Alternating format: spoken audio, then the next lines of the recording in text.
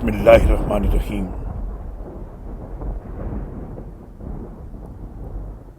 फिर अगर ये यहूद आपको झुठलाएं तो उनसे कहिए कि तुम्हारे रब की रहमत बहुत वसी है, वरना मुजरिमों से उसका अजाब टाला नहीं जा सकता। ये मुशरिक जवाबन ये कह देंगे कि अगर अल्लाह चाहता तो ना हम शिरक करते, ना हमारे आबाओ अजदाद, ना ही हम किसी चीज को हराम ठहराते।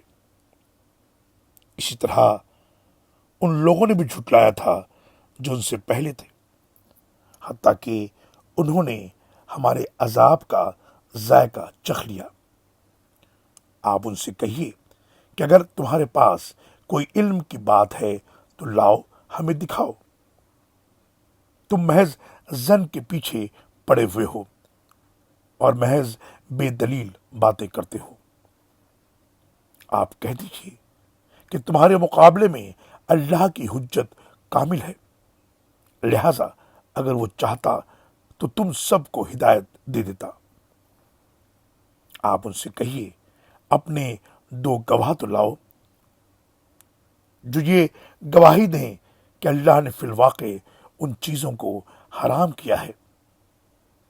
फिर अगर वो गवाही दे भी दें तो आप उनके साथ गवाही न देना, ना ही उन लोगों की ख्वाहिशात के पीछे लगना जो हमारी आयतों को झुटलाते हैं और जो आखिरत पर ईमान नहीं रखते और दूसरों को अपने रब का हमअसर बनाते हैं। सूरह आल नाम आयत नंबर 147 से 150 तक। Allah